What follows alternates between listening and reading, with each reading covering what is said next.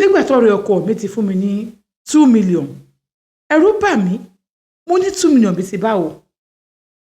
èmi ò kọ́kọ́ mọ̀ 2 million ni 200,000 ni mo pè mo jẹ́ kó yan pé 200,000 ti pọ̀ jù mo nígbà táwọn ò kí ń ṣe ọkọ mi tí ò lè náwó àwọn ò fún mi 200,000 kí n owó yẹn dáadáa nígbà tí mo yẹ̀ wò mo rí wípé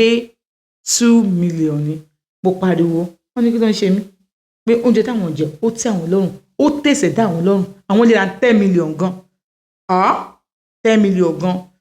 àǹtí Ṣeun mo padà ṣe àmàlà míì fún wọn wọ́n fẹ́ lọ microwave tó máa délé ọ̀rẹ́ ọkọ mi lọ tán àwọn ọmọ mi ti léèwé dé mo dá wọn lóhùn àmọ́ ọkàn mi ò dúró sójú kan ọkàn mi ń lọ lọkàn mi ń bọ̀ ó pẹ́ díẹ̀ mo rí message thanks for the food God bless you amen kò dáhùn ní WhatsApp mi ní nọ́mbà wọn lọ́wọ́ tẹ́lẹ̀tẹ́lẹ̀ mi ò ní lọ́wọ́ tẹ́lẹ̀tẹ́lẹ̀ ọ̀rẹ́ ọkọ mi ni wọ́n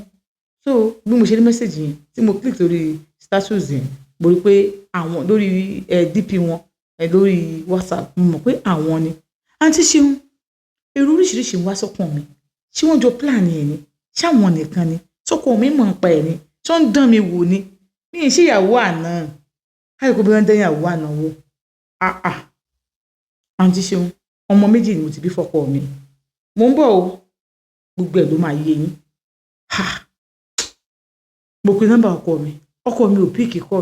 mo bá pọ̀ rí ẹ̀ padà mo pọ̀ lórí WhatsApp wọ́n jẹ́ gbé mo ní ọ̀dọ́lágbẹ́já ẹ̀yin àtọkọ mi jọ dán mi wò ni kí lẹ̀ ń tẹ́sítì mi fún pé kò yé mi o 2 million ẹ̀dẹ̀ ní kí n má sọ fọ́kọ mi tí má ní mo sọ fọ́kọ mi ní ìsinyìí á dàbí ni pé mo dà yín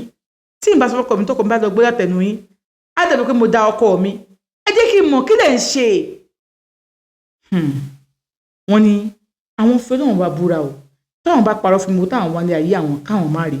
ọkọ mi mọ̀ káwọn bọ̀ wá sọ́dọ̀ mi o ọkọ mi ò mọ̀ kankan ọmọ Ṣaléwá ọkọ ẹ̀ ò mọ̀ anything àmọ́ ó ti pẹ́ tí mo ti fẹ́ jẹ oúnjẹ tí mi ò tí ì jẹ ìyẹn gẹ́gẹ́ tó wà lọ́kàn mi tí mo ṣe ń wá pé kí n wá jẹ oúnjẹ yẹn bo ẹ ti sọ fọ́kọ mi náà pé kí n sọ oúnjẹ wá fún yín má sì wá fún yín náà ṣíbí ẹ sáà sí màá rí ó mọ̀ nǹkan tó ṣẹlẹ̀ tó fẹ́ sọ fọ́kọ yẹn tó bá fẹ́ sọ fún o lè sọ fún gbà yẹn kí ló mo fẹ́ sọ fọ́kọ mi kì í ṣe pé mo fẹ́ sọ fún àmọ́ tẹ̀yìn bá lọ sọ fún kọ́ àwọn fọlọ́run bá búra àwọn ò ní sọ fún tó o bá sọ fẹ́ pé mo wá jẹun nílé ẹ báwo ló ṣe máa rí mo mọ̀ pé travel mo dẹ̀ wá ó máa rí bákan mi ò jẹ́ fẹ́ kọ́ ni máa ro nǹkan kan sí mi àbí sí ẹ just to protect your own marriage náà ni o mi ò ní problem o mi dẹ̀ ní anything motive lórí ọ̀rọ̀ yìí mo ṣe lọ́tí owó tèmi fún ẹ mo fún ẹ tọkàntọkàn ni mi ò rò sí anything ok kò sí wàhálà àǹtí Ṣeun ọkàn mi balẹ̀ nígbà tí wọ́n ti ṣépè wípé tó bá jẹ́ wípé àwọn ní èrò kankan lọ́kàn pé ogun táwọn ń wá káwọn máa rí mo sì mọ̀ pé kò sí èèyàn kankan tí ó fi rẹ̀ ṣépè adúrú èpè yẹn ọkàn tèmi náà máa balẹ̀ mo bá face front mo bẹ̀rẹ̀ sí pé ó bí mo ṣe máa ná owó mo ní mo máa ra irun mo máa rí gbá mo máa ṣàwó mo ra irun mo ra gold leg chain mo ra earring mo ṣàlàyé àwọn nǹkan bẹ́ẹ̀ yẹn mo ra wristwatch mo ra àwọn nǹkan tí mo nílò mo dẹ̀ keep owó yòókù sínú opay mi bẹ́ẹ̀ àmọ́ bí mo ṣe keep ẹ̀ sínú opay mi yẹn mo wò pé at any time lọ́kọ mi lè wọ inú ẹ̀ kó wò pé ta ló send ní 2 million yìí mo delete everything tó lè jẹ́ pé tọkọ mi lè rí pé àwọn tó send owó sí mi àbí mo delete ẹ̀ kúrò ń bẹ̀ mo wá ná owó yẹn mo ṣe fẹ́ ná mo delete everything mo bẹ̀rẹ̀ sí ń wò nígbà tó jẹ́ díẹ̀ sí ọkọ mi pè mí pé mo pe wọn ṣé kò sí mo ní kò sí nǹkan kan mo ní kí n gbóhùn ẹ̀ náà ní pé báwo ni trip ẹ̀ ṣe lọ ó lóun wà òkè pé ṣé mi náà wà òkè mo ní mo wà òkè ó ní ó dáná ó máa send owó sí wa tó bá di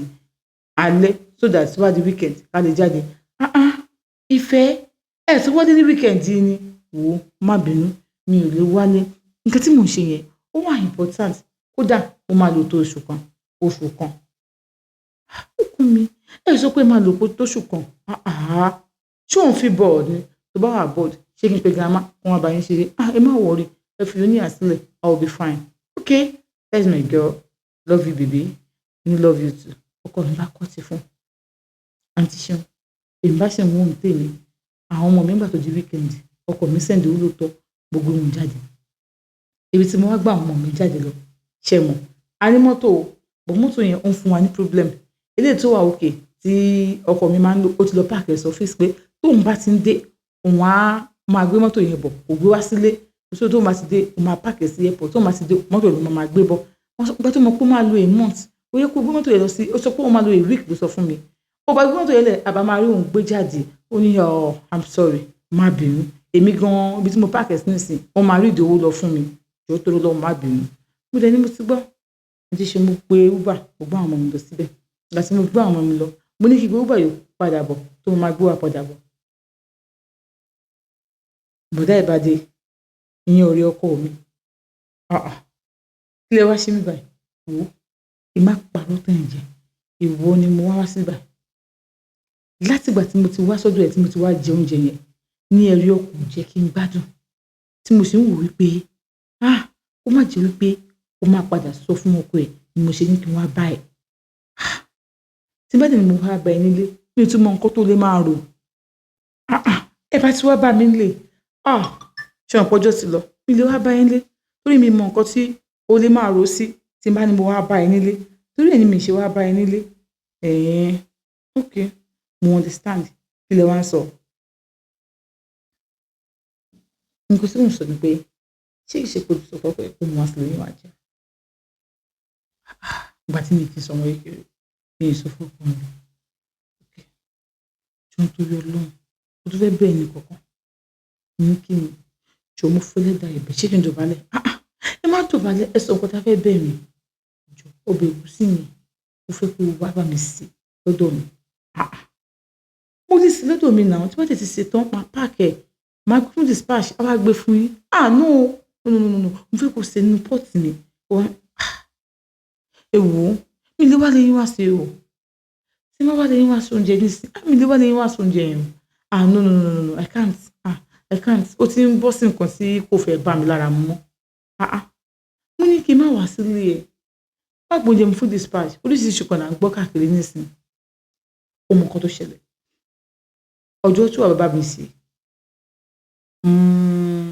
mo máa jẹ́ kí girlfriend mi wà around wà bá mi kọ́ bí wà ṣe bá mi ṣe ok jẹ́ kí n sọ fọ́kọ mi gbà yẹn oh God ṣé everything ló fẹ́ máa sọ fọ́kọ ẹ̀ ni ó ò ṣe nǹkan kan táwọn bá ti lọ sí school tán wọ́n dé wá tó bá ti dé before àwọn ọmọ tó ti school dé I will come and drop you ọkọ̀ pé uber ok pé uber because máa ní mo tún fẹ́ drop ẹ ní ìsìn wọn tún máa ro nǹkan mi mo fẹ́ kọ́ bá mi kọ́ girlfriend mi bó ṣe máa ṣe ọbẹ̀ ẹ̀gúsí yẹn àti àmàlà yẹn mo fẹ́ kọ́ bá mi kọ́ but girlfriend lè wá lèmi náà kí n kọ́ ń lè mi so olùbí àti bá fẹ́ kọ́ ẹ̀kọ́ wa kọ́ ń lè mi ọkọ ẹ̀ ò ní gbà ní ọkọ ẹ̀ máa gbà mi kò fẹ́ involve ọkọ ẹ̀ I just torí mo máa ní peace tí máa ń bá ẹ sọ̀rọ̀ ṣé kí ló wà nínú ẹ̀ ṣé ẹni ló ti mọ mí ni ok tó bá di next week ni tí mi náà máa lọ bí iṣẹ́ bá di next week Friday àwọn máa di school day ok ọmọ kan tó ṣẹlẹ̀ next week Monday mo máa lọ sí ọ́fíìsì nǹkan tó bá ní kọ́ fún mi máa rà bọ̀ máa lọ sign office máa ṣe sign office tán I'm coming straight to your house to pick you up àwọn kan tí máa ra ẹ máa pick mi mo máa wá ṣé o ṣe mọ nọ́ndé mi yẹn máa wá pick ẹ or kí ní kí uber wá gbé ẹ ok no problem o ṣe wò ó ọmọ kan tó ṣẹlẹ̀ gbogbo tí máa need fún ọbẹ̀ ẹ̀gúsí yẹn send ẹ̀ sí mi jẹ́ kí èmi àti girlfriend mi ká lọ rà àti máa rà díẹ̀. bá a bá fi gbogbo òòlù gúnyán tá a fi gbogbo òòlù ṣe bẹ̀ ẹni tí ò ní lókèlè kan bù kò ní lókèlè kan bù bá a sì gúnyán sínú èpo ẹ̀pà tá a ṣe bẹ̀ sínú èpo ẹ̀gúsí ẹni tí ó yóò kúkú yó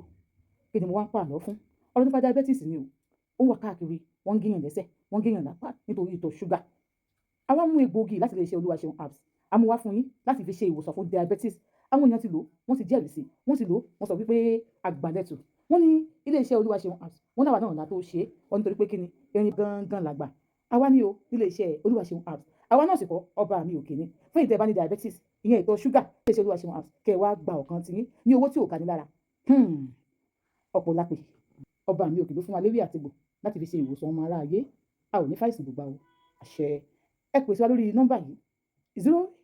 07038010978 lẹ́ẹ̀kan sí 07038010978 àwa ni bàbá. ṣé ní báyọ̀ lọ́wọ́ ń bẹ̀rẹ̀ kí bá yín kọ́ no send ẹ̀ sí mi now ok ẹ jẹ́ kí n drop ẹ̀yin àtọmọ wa àti àwọn ọmọ no má drop wa mo mọ nǹkan tó ń rò pé bóyá wọ́n máa sọ fún bàbá wọn pé mi ni mo wá drop rẹ̀ yes and mi ì fẹ́ kí ọkọ mi máa rò bóyá ṣe understand mo understand ok pé uber màá send uber yín sí no problem bó tó ṣe lọ owó uber tó náà máa send sí mi mo bá tún rí owó 100,000 mo tún pè àṣẹ 1 million ni mo ní bóyá sẹ́ni ọ ti lọ mo wá rí mo wá pè wọ́n padà mo ní èwo kí ni yóò fọ́ ní mọ̀ kò fọ́ ní mọ̀ owó uber tó send 1 million kò fọ́ ní mọ̀ ṣé fẹ́ fi mí ṣoògùn owó ni kò fọ́ ní mọ̀ má sọ fọ́kọ mi o kò fọ́ ní mọ̀ ọbẹ̀ ẹ̀jẹ̀ àmàlà lásán ẹ send 2 million ẹ tún fẹ́ fún wa lówó uber ẹ tún send 1 million 1 million owó kí ni yóò fọ́ ní mọ̀ kò fọ́ ní mọ̀ bọ́dá Gbénga kò fọ́ ní mọ̀ kò fọ́ ní mọ̀. èsì tí màá gbọ́dọ̀ pẹ̀lú cool voice ṣàlẹ́wà tí kì í ṣe yé máa ronú bíi tálíkà mọ́ how much is 1 million tí mi lè fún ẹ àwọn tálíkà ló máa ronú bẹ́ẹ̀. I could remember ìgbà tó ìyàwó mi fẹ́ ṣe birthday yẹn ex mi tó fẹ́ ṣe birthday ọkọ ẹ fún ní 5 million fún birthday 5 million fún birthday ex mi ṣe ẹ ti níyàwó kékeré ni oh sorry marry but girlfriend mi ni everybody ló mọ̀ pẹ̀lú mi 5 million lọ́kọ ẹ fún àwọn ọ̀rẹ́ mi alówó lọ́wọ́ and ọ̀rẹ́ ọkọ ẹ ò sọ fún mi ìyàwó mi ò sọ fún mi ó ti ti pé jóò lè máa tiẹ̀ kọjọ ń sọ̀rọ̀ ló bá sọ pé pé àgbà kan sí bọ́kọ ọ̀rẹ́ ẹ̀ fún mi ní 5 million and mi ò fi ṣe anything because we believe how much is 5 million lẹ́yìn tí wọ́n boss brain ẹ̀ ọkọ ẹ̀ bó ṣe wà yẹn ó lè fún yàn 20 million tí ò ní wẹ̀yìn o he's rich ó surprise wọ́n tó ẹ̀ ṣe ń pe uber mọ́tò tó wà nílé yẹn kò wá òkè ní ara mọ́tò mi fún ẹ mi ò tó àti bà ọ̀rẹ́ mi jẹ́ àwọn girlfriend lásán ó ń fún wọn ní 20 million so bó ṣe ṣe wù mí mi ò ní girlfriend ó yẹ kan lọ ẹni tí mo ń fẹ́ ìdán ni mo fẹ́ fún so giving you money just like pé ẹ̀gbọ́n fún àbúrò lówó yes nígbà pé tó pé mi ò tè má lọ ó yẹ kó máa bẹ́ ọmọ kékeré ni mí mo ju ọkọ ẹ lọ́mọ so rí mi bí ẹ̀gbọ́n fún àbúrò lówó má ro ẹni tí mi àtọ́ tó bá ń wẹ̀ lọ́wọ́ tí tó bá ní di sponge lẹ́yìn ẹ tó bá pè mí máa bẹ́ẹ̀ fi sponge lẹ́yìn ẹ rí mi bí ẹ̀gbọ́n ẹ rí pé ẹ̀gbọ́n fún àbúrò lówó má rí bí ẹni pé àbí wọ́n ní kíndé kan àbọ̀fẹ́ date mi ni what do you mean by that don't see me that way.